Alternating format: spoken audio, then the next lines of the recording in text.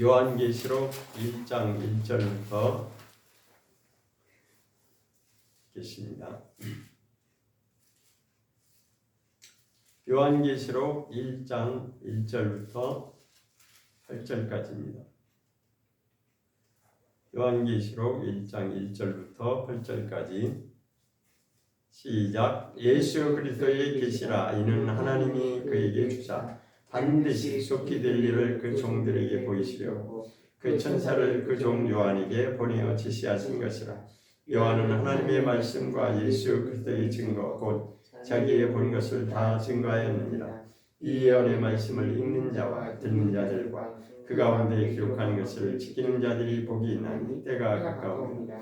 요한은 아시아에 있는 7 교회에 편지하노니 이제도 계시고 전에도 계시고 장차 오실 이와 그 보좌 앞에 7영과 또 충성된 증인으로 죽은 자들 가운데서 먼저 나시고 땅의 임금들의 머리가 되신 예수 그리스도로 말미암아 은혜와 평강이 너에게 있기를 원하노라. 우리를 사랑하사 그의 피로 우리 죄에서 우리를 해방하시고 그 아버지 하나님을 위하여 우리를 나라와 제사장으로 삼으신 그에게 영광과 능력이 세세토록 있기를 원하노라. 아멘. 볼지어다 구름을 타고 오시리라. 자기네 눈이 그를 보겠고 그를 찌른 자들도 볼 터이요 땅에 있는 모든 족속이 그를 인하여 회복하리니 그러하리라. 아멘. 주 하나님이 가라사대 나는 알렙과 타브라 이제도 없고 전에도 있었고 장차 올 자요 전능한 자라 하시더라.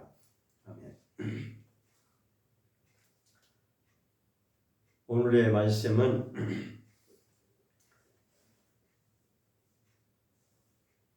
구름을 타고 오시는 예수 그리스도라는 말씀을 증거하고자 7절에 볼지어다 구름을 타고 오시리라. 예수님이 하신 말씀입니다. 본문의 1절에 보면 예수 그리스도의 계시라 이렇게 말씀하고 있습니다. 예수 그리스도의 계시라라고 되어져 표현한 것이 두 군데가 있는데 바울이 고백한 것이 있고 사도 요한이 고백한 것이 동일합니다. 바울이 예수 그리스도의 계시라라고 표현한 구절을 한번 찾아보겠습니다.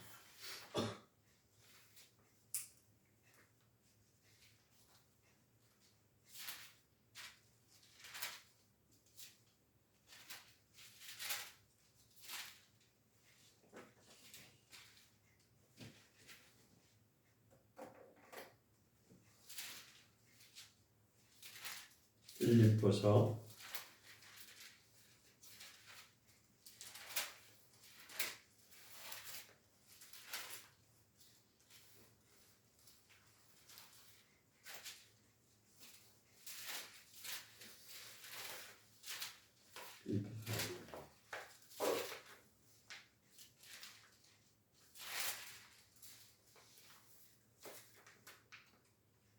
1장 갈라디아서입니다. 빌립보서가 아니라 갈라디아서 1장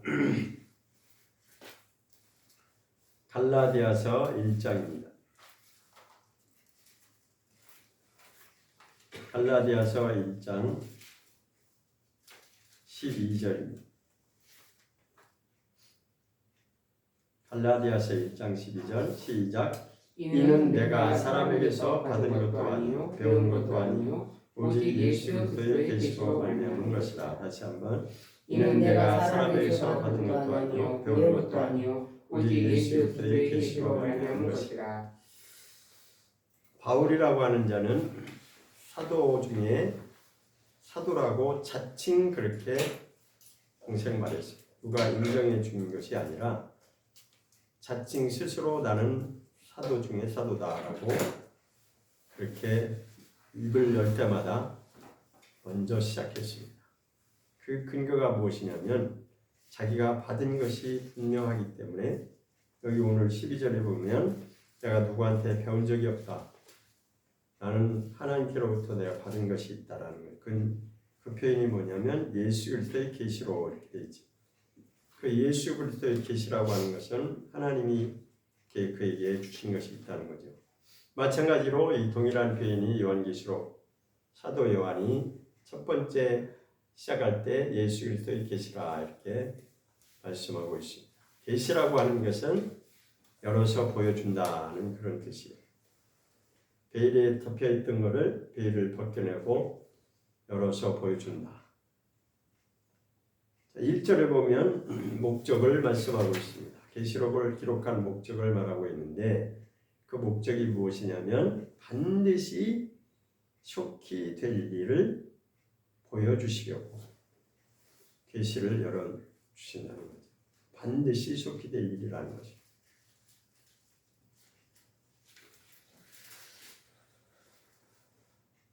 우리는 말씀 앞에서 그 한 구절 한 구절을 정확하게 우리가 보고 갈 필요가 있습니다.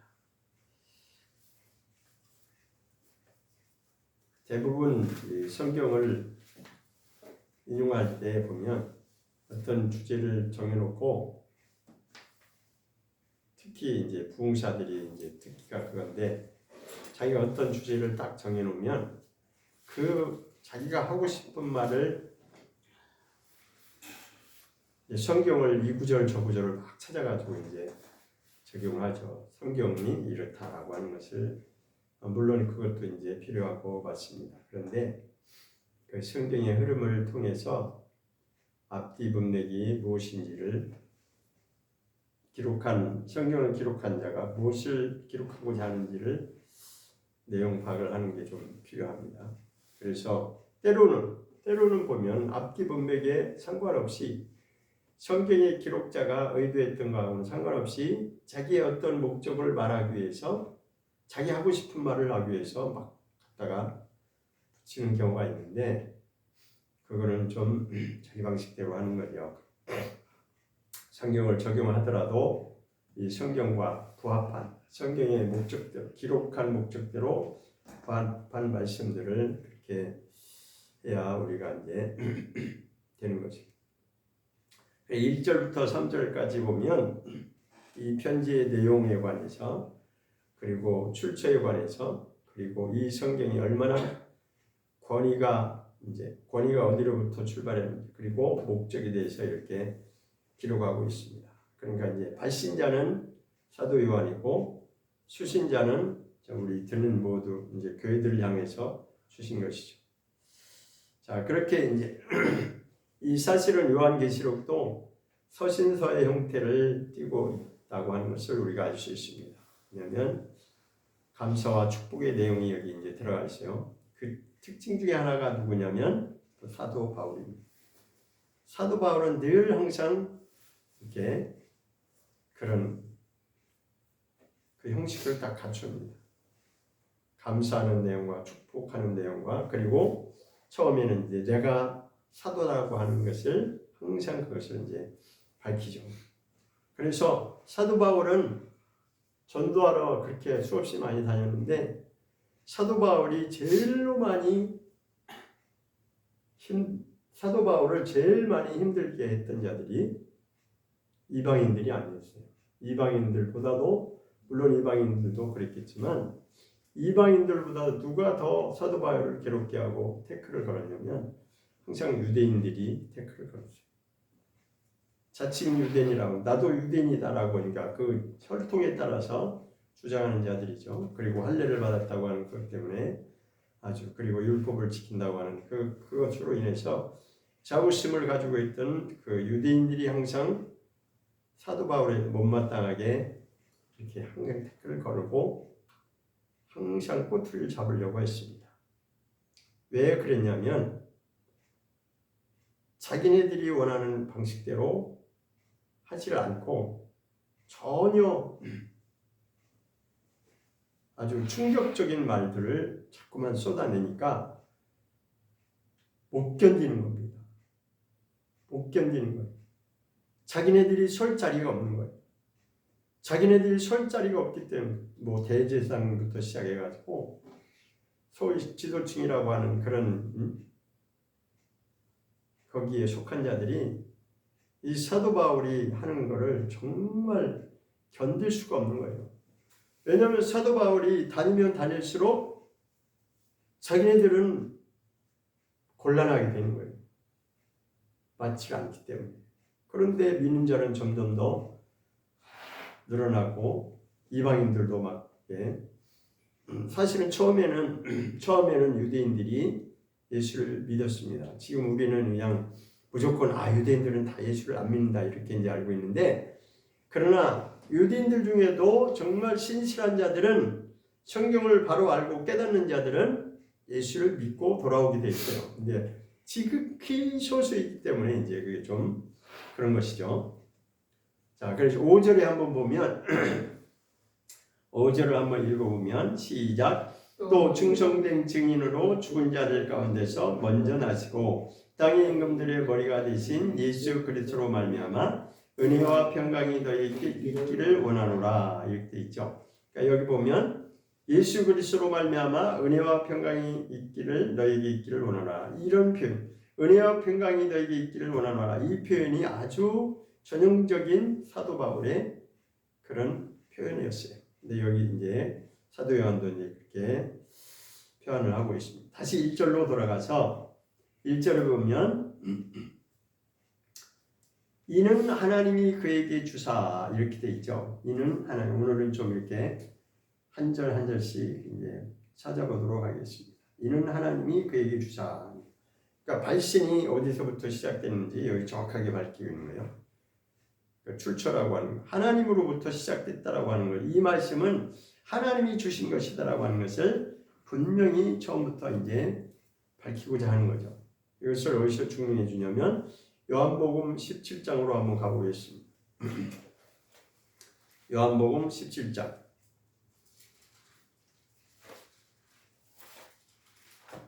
요한복음 17장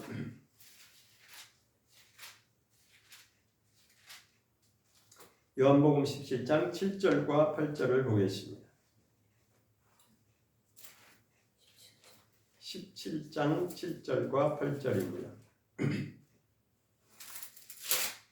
시작. 지금 저희는 아버지께서 내게 주신 것이 다 아버지께로 온 것인 줄 알았나이다.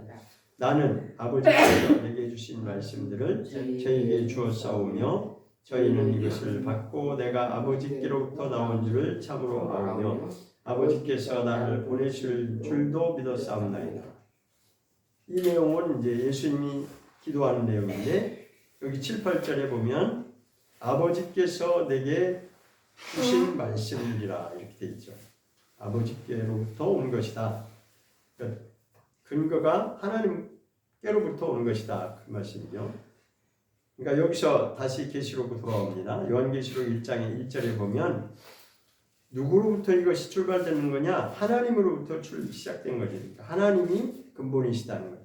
하나님이 그에게 주사 이렇게 돼 있어요. 자, 그럼 하나님이 그에게 주셨다는 것은, 그라고 하는 것은 문맥상 예수님을 말하는 거죠. 그러니까 내용 파악을 해야지만이 이게 이해가 되는 거죠. 하나님이 누구에게 주셨는가? 예수님에게 주신 것이. 하나님이 예수님에게 주셔서 그 다음 단계로는 이제 하나님이 예수님에게 주셨고, 그 다음은 이제 내용이 파악이 돼야 그 순서가 이제, 그 다음에는 천사를 통해서, 그 다음에는 요한을 통해서 이렇게 이제 흘러가는 것입니다. 쓰는 게 보는 게 좋겠죠. 저는 쓰면서 하겠습니다. 하나님으로부터 출발하는 것이 예수님에게 주셨고, 예수님은 천사를 이제 동원해서 사도 요한에게 이 말씀을 주신 거죠. 그 다음에 사도 요한은 누구를 종들이 된 거죠. 종들은 누구를?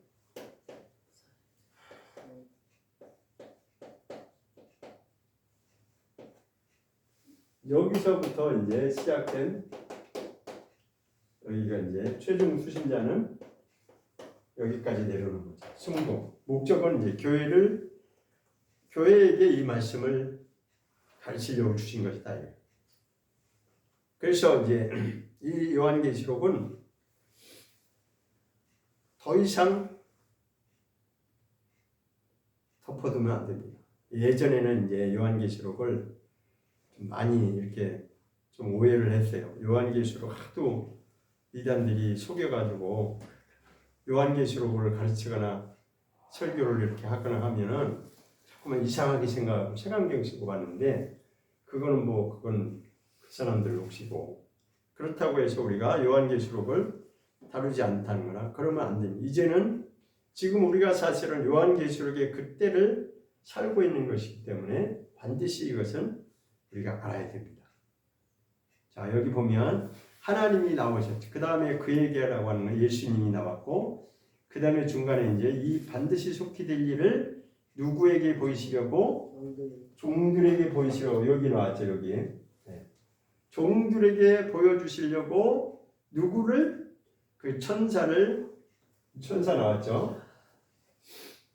천사를 누구에게 보냈다? 천사를 요한에게 보내서, 이게 이건 중간에 다 매개체죠. 천사든 사도 요한든 다 이게 매개체. 그러니까 하나님의 목적은 성도들은 이 교회에게까지 이 말씀이 다 전달될 수 있도록 알고 깨달을 수 있도록 하는 것이 목적이라는 거예요. 몇 단계를 6단계를 거쳐서 최종적으로는 교회를 향하신 하나님이 주신 말씀이다. 그 마지막 계시록 22장에 가면 딱 그 말씀이 나와 있어요. 22장. 요한계시록 22장 16절에 가보면 이 말씀이 나와 있습니다. 요한계시록 22장 16절에 22장 마지막 장 16절에 보면 시작. 나 예수는 교회들을 위하여 내 사자를 보내어 이것들을 너희에게 증거하게 하였노라 했습니다. 나는 다윗의 뿌리요 자손이니 곧 광명한 새벽별이라. 여기 보면 최종적으로 첫 번째는 누가 나왔어요? 나 예수는. 나 예수는 이렇게 나왔죠. 나 예수는 누구를 위해서? 최종 마지막 목적은 여기를 말하는 거죠. 교회들을 위해서. 교회들을 향해서 주신 말씀이라는 것이죠. 그런데 중간에 매개체가 누구예요?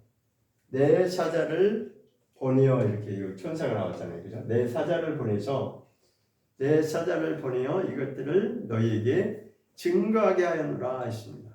그러니까 예수님께서, 그러니까 근본은 하나님이 명령하신 것이고, 하나님께서 예수님이 천사들을 통해서 사도 요한에게 알게 하신 것이고, 사도 요한은 이제 그것을 깨닫고 종들을 통해서 이제는 각각의 모든 교회들, 성도들에게 이 말씀을 알게 하시려고 그렇게 이제 이 요한계시록이 계시하여 보여주셨다는 것입니다. 여기 요한계시록 22장 16절에 보면 사자라고 하는 내 사자를 보내어 있습니다. 내 사자가 바로 이 천사를 말하는 겁니다. 천사. 사자라고 하는 것은 천사를 여기서 물론 이제 다른 문맥에서는 또 다르게 이제 쓸 수 있는데, 어쨌든 이 문맥에서는 사자라고 하면은 천사를 말하는 것입니다. 다시 계시록 1장으로 돌아와서 보겠습니다. 요한은 하나님의 말씀과 예수 그리스도의 증거 곧 자기의 본 것을 다 증거했다라고 그렇게 이제 말씀하시죠. 자기의 본 것을 다 증거했다. 자, 그런데 요한이 나왔으니까 요한복음도 사도 요한이 기록한 것입니다. 그래서 요한복음 8장을 한번 보겠습니다. 요한복음 8장. 요한복음 8장 51절에 보면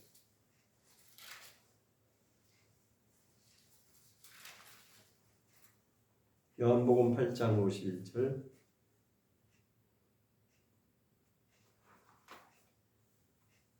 시작. 진실로 너희에게 이르노니 사람이 내 말을 지키면 죽음을 영원히 보지 아니하리라.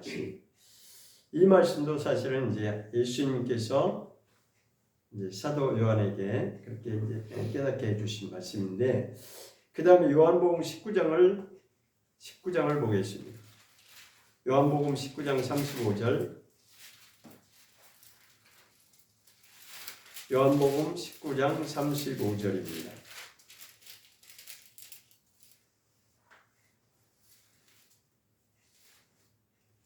시작. 이를 본 자가 증거하였으니 그 증거가 참이라. 저가 자기의 말하는 것이 참인 줄 알고 너희로 믿게 하려 함이라.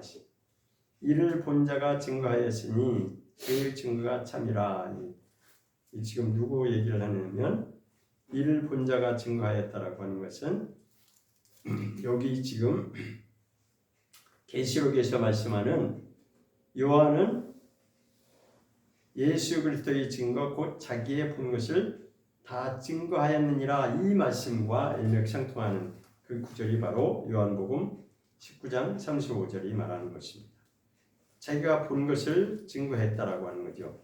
그러니까 계시록 말씀은 본 것과 이렇게 이제 여기서 19절에 가보면 그렇게 나오죠. 내가 본 것이다. 그러니까 환상으로 이제 본 것이다. 하나님이 얼마나 정확하게 이제 보여주셨으면 이걸 기록을 했겠어요. 그러니까 이 지금 사도 요한이 이것을 자기의 본 것을 다 증거했다라고 하는 것입니다. 그런데 그것을 누가 요한보다 먼저 했냐면 예수님이 사실은 먼저 증거했다고 하는 것을 2절에서 말씀합니다. 요한계시록 1장 2절에 다시 보면 요한은 그러니까 자기를 말하는 이 계시록을 기록한 사도 요한은 그러니까 나 요한 그러니까 요한 입장에서 자기를 곧 소개하는 거예요. 나 요한은 하나님의 말씀과 예수 그리스도의 증거 곧 자기의 본 것을 다 증거하였느니라 이렇게 말씀하고 있습니다. 자, 여기는 분명히 사도 요한입니다. 침례 요한하고 구분하셔야 돼요. 침례 요한은 아니고 침례 요한은 그 사복음서에 나오는 그 요한이고 여기는 예수님의 제자 사도 요한을 말하는 것이죠. 그러니까 아까 요한복음 19장 35절을 찾아본 이유는 요한이 이렇게 자기도 본 것을 다 증거했다라는 것입니다. 본 그대로 증거했다라고 하는 것입니다. 그 다음에 이제 3절 보겠습니다. 3절 이제 여러 번 읽었는데 여기서 이제 다시 한번 읽어보면 시작. 이 예언의 말씀을 읽는 자와 듣는 자들과 그 가운데 기록한 것을 지키는 자들이 복이 있다. 이제 때가 가까움이라 했어요. 이 예언의 말씀 이렇게 단계별로 이렇게 전달되는 이 말씀을 듣는 자가 복이 있고 아니 읽는 자가 복이 있고 듣는 자들이 복이 있고 지키는 자들이 복이 있습니다. 한번 써보면 첫 번째로는 듣는 자, 읽는 자 급하면은 거꾸로 가는 거예요.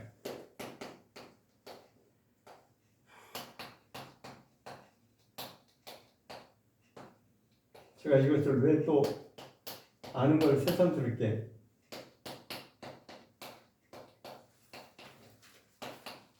하느냐 성경을 정확하게 이제 보기 위해서 다시 한번 보면 제가 질문합니다. 읽는 자는 단수예요, 복수예요? 단수. 네. 듣는 자는 복수죠. 그 다음에 지키는 자들도 지키는 자들이라고 복수가 붙어 있어요. 자, 이것을 이제 정확하게 말씀을 드리자면 그때 당시에 그 시대의 시대 배경을 말하고 있는 겁니다. 여기는 단수고 여기는 왜 복수가 나왔냐? 이유가 있습니다. 읽는 자는 여기 앞에서 인도자가 이 성경을 읽어주는 자를 말해요. 그래서 한 사람을 말하는 거죠. 그럼 듣는 자들은 한 사람이겠어요? 여러 사람이겠어요? 네, 여러 사람이죠. 물론 한 사람이 될 수 있겠지만 한 사람 이상 되겠죠. 어쨌든 뭐 두 사람 이상. 그래서 듣는 자들은 복수가 되는 것이고, 자 여기 이제 지키는 자들은 누구를 말하겠어요? 이거는 여기 1번, 2번을 포함한 읽는 자도 되고 듣는 자도 되고 이 둘을 다 포함한 거예요. 그래서 복수가 되는 겁니다. 그러니까 읽어주는 자도 생명을 얻기 위해서 읽어주는 것이고 듣는 자도 생명을 얻기 위해서 듣는 것이고 그래서 읽어줬고 들었으면 지키는 자는 둘 다 똑같이 읽어주는 자는 안 지켜도 되는 게 아니라 듣는 자만 지키는 것이 아니라 읽어주는 자든 듣는 자든 동일하게 지켜야 될 것이에요. 그래서 이제 이게 복수가 되는 건데 그때 당시 초대교회 시대적 배경을 말씀드리자면 그때 당시에는 이 성경이 이렇게 이런 성경책으로 낱장 하나씩 이렇게 넘기는 그런 성경책이 없었어요. 그때는 어떤 성경이 있었냐면 이 두루마리 여기 휴지 두루마리 있죠? 요거 앞에 그거 한번 들어보세요. 그것처럼 이렇게 두루마리로 이렇게 돼 있었어요. 그래가지고 이렇게 이제 중간에 지주대가 있으면 거기다 이렇게 막 저도 이제 그 두루마리 성경책을 봤는데 그렇게 돼 있었거든요. 그런데 그때는 인쇄술이 발달된 그런 시대가 아니었기 때문에 성경이 그렇게 지금처럼 이렇게 한 사람이 여러 권씩 갖고 있고 흔하게 그런 시대가 아니었습니다.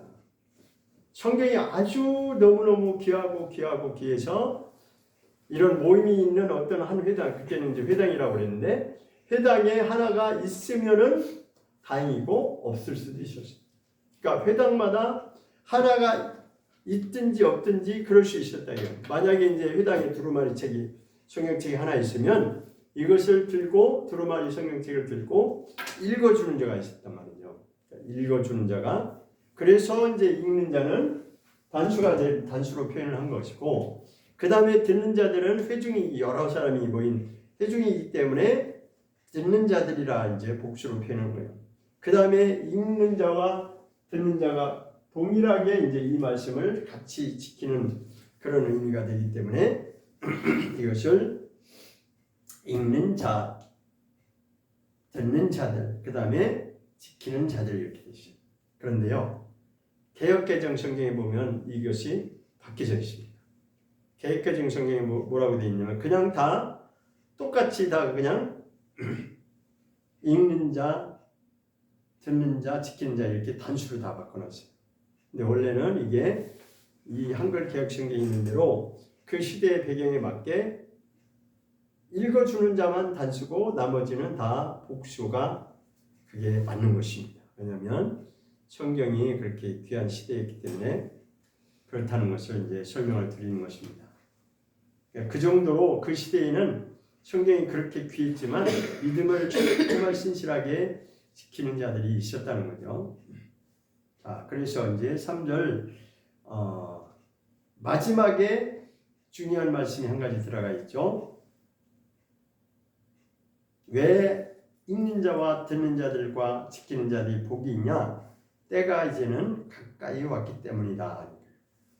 자, 그때 당시에 사도 요한이 이 성경을 기록할 때에 이 말씀을 기록했어요. 때가 가까움이라 했는데도 그들은 어쨌든 이 말씀 그대로 받아들여서 그들은 곧 예수님이 오실 것처럼 그들은 신앙생활을 했다는 것입니다. 그게 중요해요.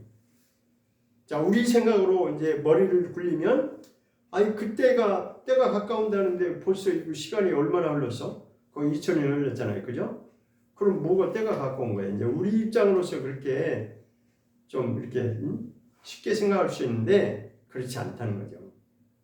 그러니까 우리가 왜 신앙생활이 자꾸만 이렇게 흐트러지는 것이 나오냐면 항상 우리는 성경을 읽을 때 성경 그대로를 말하고 그것을 그대로 받아들여야 됩니다.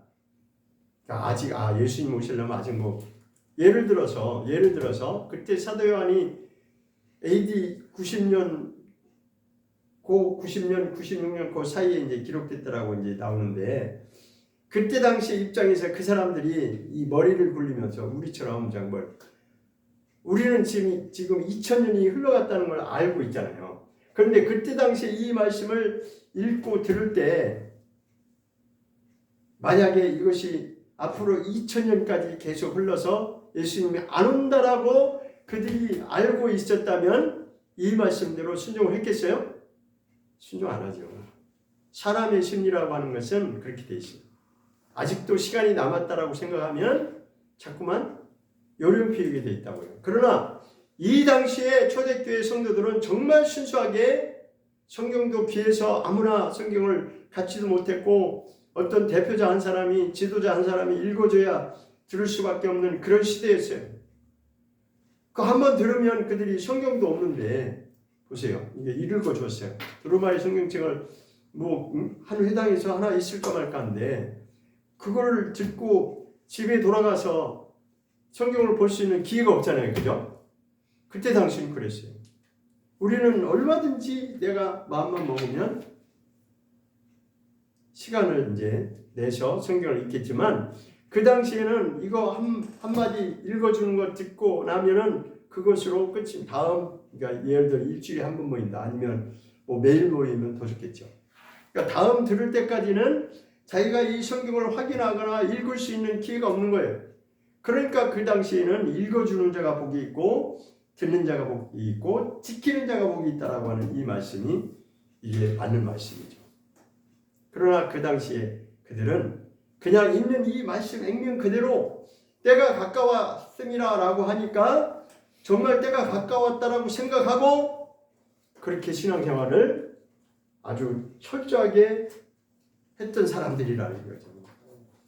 그게 중요한 거죠. 우리는 그걸 배워야 됩니다.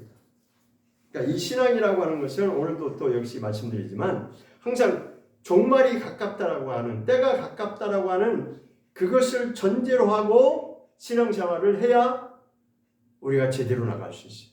자꾸만 뭔가 여유가 있는 것 같고 때가 아직도 남은 것 같고 뭔가 아직은 아닌 것, 예수님 아직은 안 오시겠지? 뭐 이렇게 뭔가 여유를 가지면 자꾸만 자기 방식대로 이렇게 가게 돼 있어요. 그렇게만 안 되고 정말 이 말씀 그대로 사도 요한은 야 때가 가깝다라고 하니까 듣는 자들은 이 말씀 그대로 받고 그대로 순종해서 그렇게 신앙생활을 했다라는 것이죠. 그 다음 이제 4절 요한은 아시아에 있는 7교회에 편지하노니 이제도 계시고 전에도 계시고 장차 오실 요한 이렇게 돼 있죠. 자 이거 보면 여기 보면 전에도 계시고 이렇게 돼 있어요. 이제도 계시고 전에도 계시고 이렇게 이런 표현이 나와 있죠.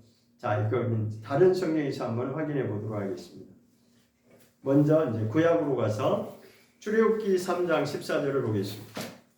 출애굽기 3장 14절. 출애굽기 3장 14절. 전에도 계셨다라고 하는 그것을 이제 한번 찾아보는 거죠. 출애굽기 3장 14절. 시작. 하나님이 모세에게 이르시되 나는 스스로 있는 자니라. 또 이르시되 너는 이스라엘 자손에 이같이 이르기를 스스로 있는 자가 나를 너에게 보내셨다라 했습니다. 하나님을 누가 만났냐면 모세가 만났어요. 여기서는 이제 모세가 이스라엘 백성들을 이끌고 이제 가야 되는데 만약에 저들이 네가 믿는 하나님 그걸 어떻게 증명하냐 이렇게 이제 물어보면 내가 어떻게 대답해야 됩니까? 라고 하니까 하나님께서 답하신 것이 바로 이 구절이죠. 하나님 모세에게 이르시되 나는 스스로 있는 자다. 스스로 있는 자가 너를 보냈다라고 그 이스라엘 백성들이 가서 이르라 이렇게 말씀하셨죠. 그것이 지금 요한계시록 여기 다시 계시록으로 돌아와서 전에도 계시고라고 하는 이 구절에 이제 적용되는 말씀입니다. 전에도 계시다라고 하는 이 표현이 출애굽기 3장 14절에서 그렇게 표현했던 그 하나님을 이제 말씀하는 것이고 그 다음에 이제도 계시고라고 하는 표현이 있는데 이 말씀은 히브리서 13장에 한번 보겠습니다. 히브리서 13장 8절입니다. 히브리서 13장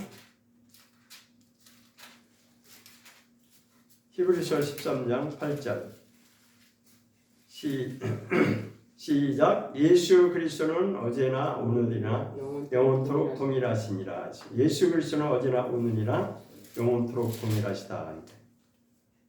예수님도 이제 하나님이시죠. 그러니까 성부 하나님, 성자 하나님, 성령 하나님 다 이렇게 이제 하나가 되시는 분이니까 예수 그리스도 여기 히브리서에서는 예수 그리스도를 표현하고 있는데 어제나 오늘이나 영원토록 동일하시다. 그러면 어제라고 하는 것은 과거를 말하는데 예전에도 함께 하셔 하나님과 함께 계셨던 그분이 오늘날도 이제도 우리와 함께 하시는 그분이 예수님입니다. 그런 뜻이죠.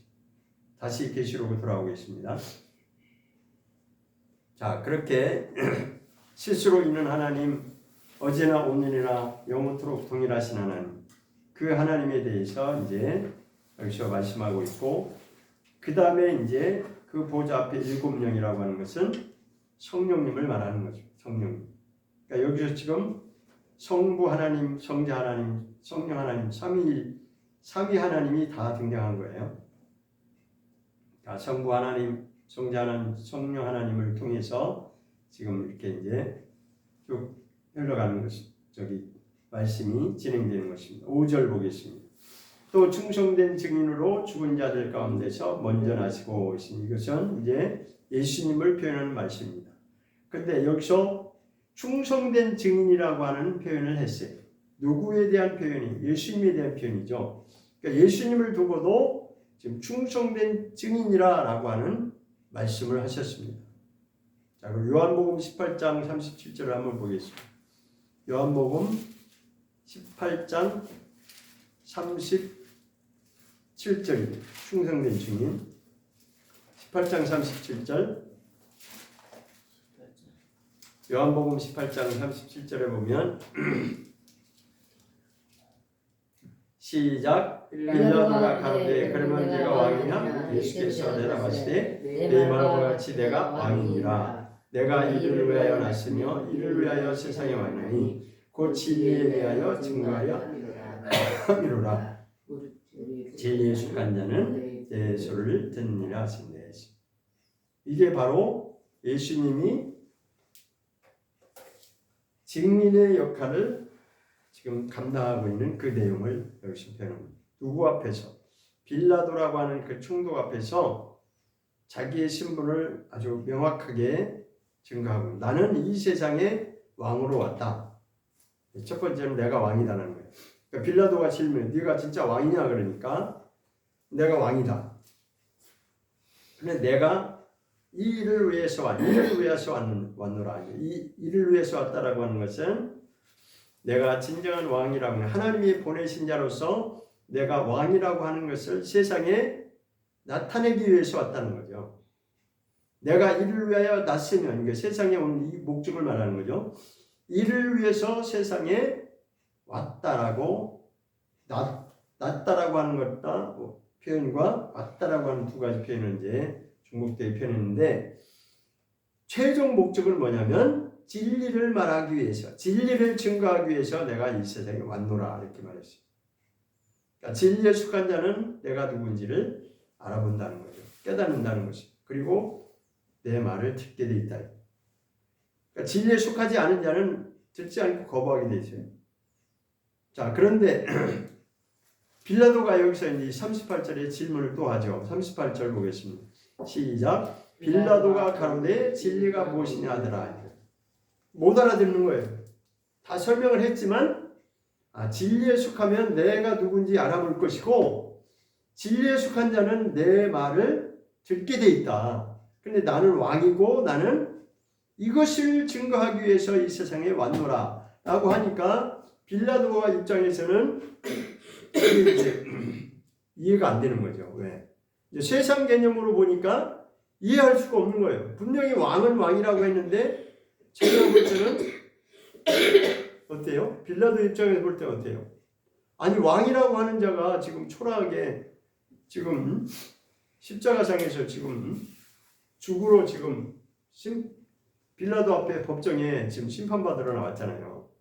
그럼 곧 이제 심판이 끝나면 죽으러 갈 것인데, 그런 모습을 보고 누가 당신은 왕이십니다라고 고백할 자가 있겠어요?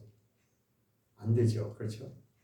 저와 여러분도 한번 생각해 보세요. 만약에 저와 여러분이 그 시대, 예수님이 정말 이 시대에, 이 세상에 계실 때 정말 이 빌라도처럼 그렇게 우리도 그때 그 당시에 있었다면 만약에 우리 어떻게 반응을 했을까? 우리는 지금 이 말씀 가지고 말씀이 기록되어 있으니까 이렇게 말씀을 보니까 정말 정말 그렇구나라고 하는 것을 이해하면서 믿고 있지만, 그때 당시에는 성경도 그렇게 흔하지 않고 성경 볼 기회도 없고 한번 들으면 그것으로 끝이고 다음 들을 때까지 또 기다려야 되고 그런 상황에서 예수님을 믿어야 되는데 이런 상황에서 정말 내가 왕이다, 내가 진리니까 너희를 믿으라 하면은 몇 명이나 예수를 믿겠냐고요. 쉽지 않은 얘기죠. 근데 예수님은 그것을 증거하셨다는 거예요. 내가 이것을 증거하러 왔다라고 하는 것이. 그러니까 개념이 다른 거예요. 왕은 왕이지만 세상에 속한 왕이 아니고 예수님이 하신 말씀은 그거예요. 나는 이 세상의 왕노릇하러 온 것이 아니라 너희들에게 내가 진정한 왕임을 하늘에 속한 하나님께 속한 그 창조자이신 하나님의 아들이고 내가 진정한 통치자요 진정한 왕임을 내가 이 세상에 나타내 보이려고 왔다라고 하는 걸 그 말을 여기서 아주 진실하게 증언하고 있는 것이에요. 그래서 예수님이 충성된 증인이라는 말이 나오는 것입니다. 예수님도 그렇게 이 땅에 있을 동안에 충성된 증인으로 살았다는 것이죠. 그거 한 가지를 위해서 하늘에 속한 왕이고 진정한 왕이면서 하나님의 아들이심을 그리고 우리 인류의 구원자이심을 그것을 나타내 보이시려고 충성된 증인으로 예수님이 그렇게 살으셨다는 것입니다. 요한계시록 다시 돌아오겠습니다. 요한계시록으로 다시 5절로 돌아와서 자 그래서 충성된 증인으로 이제 예수님을 말하는 거죠. 예수님이 충성된 증인으로 살다가 그 다음에 최종적 마지막에는 어떻게 했어요? 죽음으로 이제 그 결말을 내리셨죠. 죽음으로 결말을 내리셨지만 마지막 죽으시면서 나는 이제 다 이루었다. 내가 할 일을 다 했다는 거죠. 그것은 곧 하나님이 보내신 그 목적을 다 이루었다는 것인데 그렇지만 여기 이제 5절 중간에 죽은 자들 가운데서 먼저 나시고라고 했습니다. 예수님이 부활하심으로 말미암아 그게 정말 참이었고 진리였음을 이제 증거가 된 거죠. 자, 이 구절을 다른 구절에서 또 한번 이제 찾아보도록 하겠습니다. 골로새서 1장 18절을 한번 보겠습니다. 죽은 자들 가운데 먼저 났다고 하는 이 말씀이 다른 구절에서 이제 증명해 주고 있습니다. 골로새서 1장 18절입니다. 골로새서 1장 18절.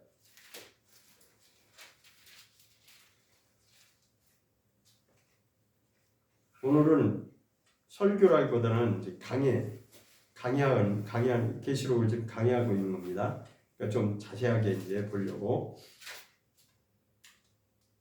골로새서 1장 18절 시작. 그는 몸인 교회의 머리라. 그가 근본이요 죽은 자들 가운데서 먼저 나신 자니 이는 친히 만물의 으뜸이 되려 하시며 다시 한번 그는 몸인 교회의 머리라. 그가 근본이요 죽은 자들 가운데 먼저 나신 자니 이는 친히 만물의 으뜸이 되려 하시며 그가 여기서 그가 누구예요? 예수님이시죠. 예수님. 지금 예수님을 설명하고자 하는 거예요. 예수님은 그러니까 메시아 예수님은 예수 그리스도는 몸인 교회의 머리라. 자 여기서도 보면 우리가 지금 여기 속해 있죠. 여기잖아요. 우리가 교회잖아요. 교회의 머리는 거슬러 올라가서 예수님이 머리가 된다는 거예요. 물론 그 근본이신 하나님이 이제 계시죠. 그러니까 예수님은 몸인 교회의 머리라.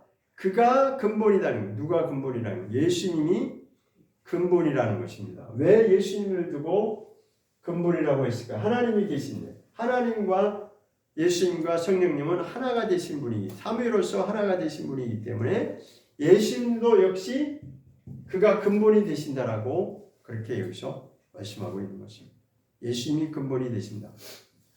그가 근본이요. 그가 어떤 분이냐? 그가 근본 하나님이신데 그럼에도 불구하고 그는 죽음을 맛보셨고 죽은 자들 가운데서 먼저 부활로 살아나신 분이다.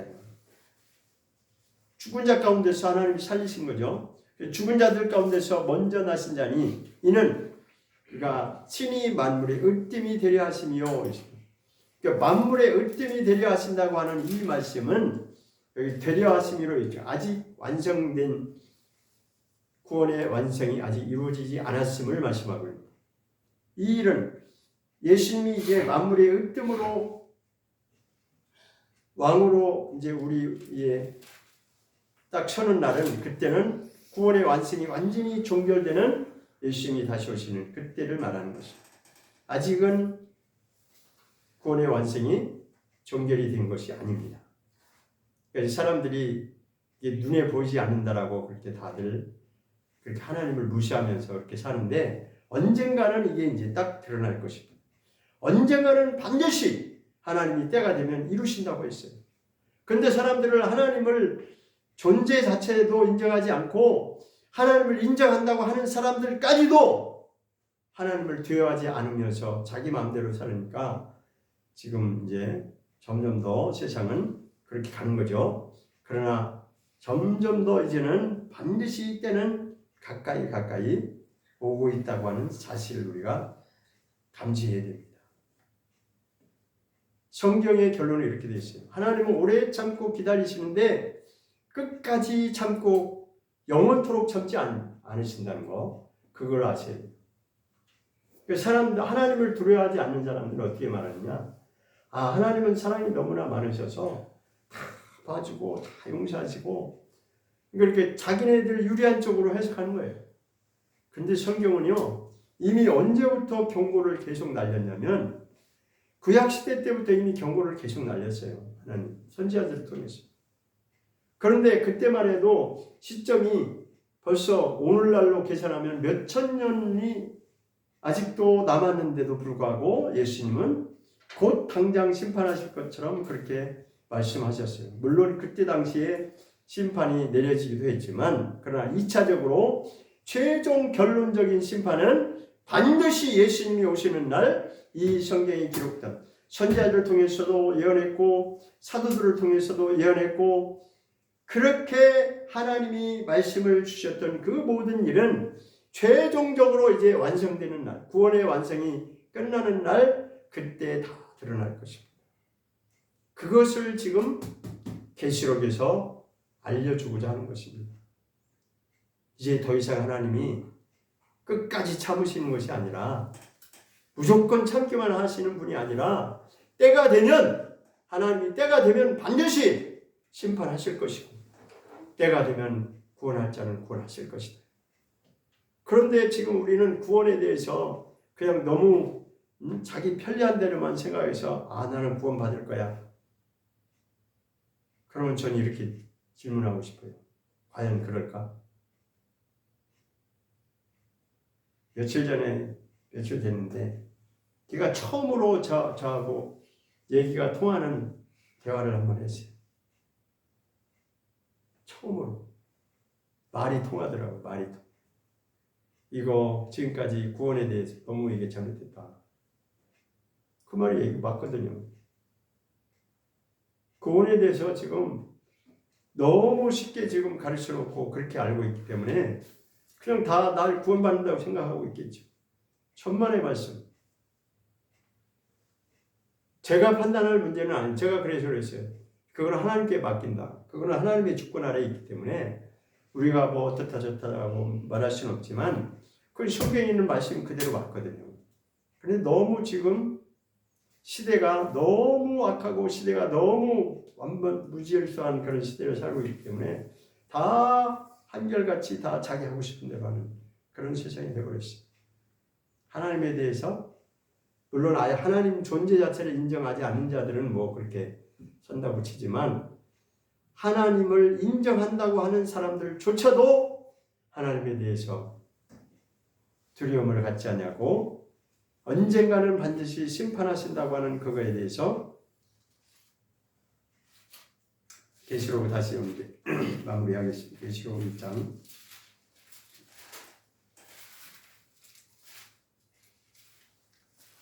자 보면 이제 아까 5절 읽었죠. 7절에 보겠습니다. 7절 8절이 이제 오늘 말씀의 결론적인 부분인데 7절 시작. 볼지어다 구름을 타고 오시리라. 각인의 눈에 그를 보겠고 그를 찌른 자들도 볼터리요 땅에 있는 모든 족속이 그를 인하여 애곡하리니 그러하리라. 그러니까 사도 요한이 이 계시록을 시작하면서부터 이거를 핵심적으로 서두에 이제 말을 결론부터 말하고 싶은 거예요. 결론이 무슨 말하고 싶으냐? 예수님이 반드시 오신다는 거죠. 예수님은 구름을 타고 오실 것이다. 반드시 오신다는 거예요. 이 구름이라고 하는 거는 우리가 생각하는 그런 구름이 아니겠지만 어쨌든 지금 그게 중요한 게 아니고 핵심은 뭐냐? 반드시 오신다는 거예요. 그때가 이제 점점 더 가까이 오고 있다는 것이에요. 그러니까 아까 3절 끝에서는 뭐라 했어요?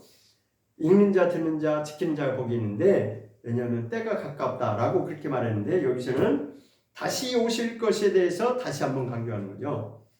내가 이 계시록의 말씀을 기록한 목적이 있는데 때가 가깝고 그 다음에 7절 말씀에 의하면 반드시 예수님은 오신다는 거죠. 단지 사람들의 눈에는 아직 아닌 것 같이 그렇게 생각되지만 점점 더 오실 때가 가까이 오고 있다는 거예요. 그래서 그때가 정말 닥치면 정말 우리 현실 앞에 예수님이 다시 오시는 그날이 우리 앞에 닥치면 어떤 현상이 벌어지냐? 각 사람의 눈이 예수님을 볼 것이다. 그때는 다 본다는 거예요. 누가 옆에서 말해주지 않아도 그냥 자기가 다 보게 돼 있다. 각 사람이 눈이 그를 보겠고 그를 찌르는 자들도 예수님을 찔렀던 자들도 그러니까 예수님을 찌른 자가 누구예요? 유대인들 옛날에 있었던 일이잖아요. 2000년 전에. 그럼 무슨 얘기예요? 그럼 그를 찌른 자들도 예수님을 본다. 그럼 그때 당시에 이미 예전에 2000년 전에 살고 죽었던 그들도 어떻게 된다는 거예요? 다 부활로 일어난다는 거죠. 그때는 다시 다 부활로 일어나서 예수님이 오시는 것을 다 알게 된다는 거예요. 한번 생각해 보세요. 우리는 죽으면 그만이라고 생각하죠? 천만의 말씀. 그러니까 사람들이 왜 이렇게 악하냐면 그냥 사람을 영적인 존재로 생각 안 하고 그냥 짐승 수준에서 생각하니까 상대방이 자기 눈앞에 있는 사람을 그냥 없애버리면 자기가 이겼다고 생각하는 거죠. 자기 목적을 달성했다고 생각하는 거예요.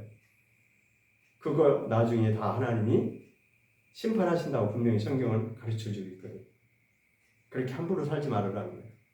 눈에 보이는 것이 전부가 아니니까 그렇게 눈에 보이는 것만 쳐다보면서 살지 말라는 거예요.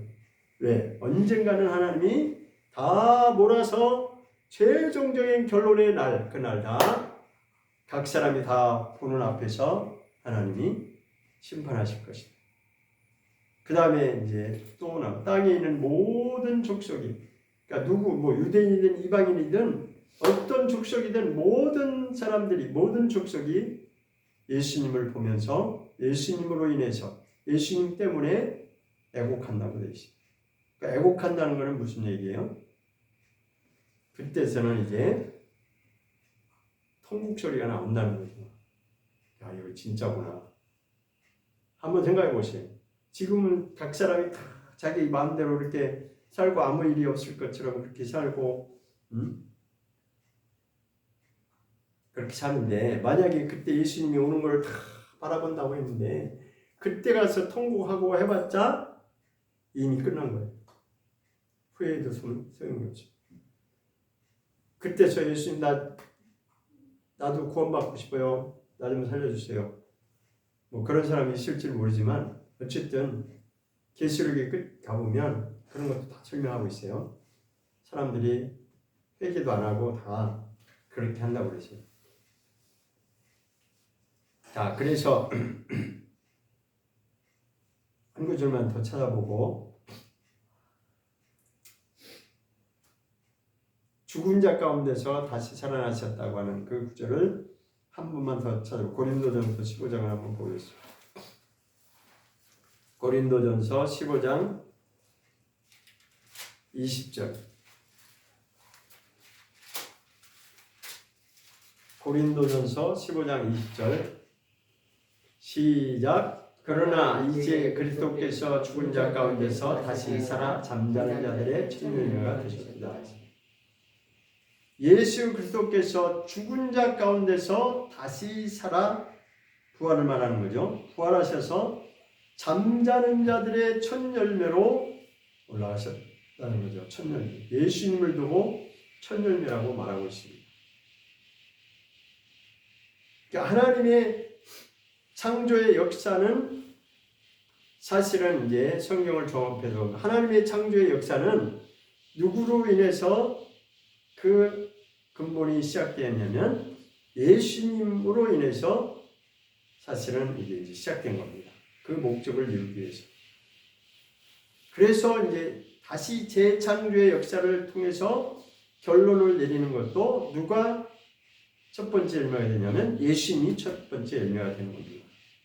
그래서 우리가 이제 우리의 신앙의 목적은 부활로 동참하게 예수님이 죽으시고 부활하신 것처럼 우리도 열매가 되어서 이제 예수님이 첫 열매가 되셨으니까 우리도 열매가 되어서 예수님께로 나아가기 위해서 이제 우리가 신앙을 견고하게 지키려고 하는 거죠. 이 날은 분명히 우리 앞에 펼쳐질 것입니다. 그래서 계시록에서 다 설명하고 있습니다. 마지막 때가 되면 이렇게 진행이 될 것이다. 그래서 최종적인 결론이 어떻게 마무리될 것을 계시록은 말씀해 주고 있는데 오늘 계시록 1장은 이제 서론적으로 설명을 하고 있는 것입니다. 내가 이런 목적을 가지고 계시록을 쓰노라라고 사도 요한이 밝히는 것입니다. 그래서 우리는 정말 처음과 나중이 되시는 처음도 예수님이고 나중도 예수님이고 물론 하나님이 이제 근본이시죠. 그러나 예수님도 동일하게 하나님과 한 분이시라는 그러한 대전제하에서 우리는 마지막 때에 우리가 정말 우리 자신의 영혼을 놓고 하나님 앞에 신실한 자가 될 수 있기를 예수 이름으로 축원합니다. 기도하겠습니다.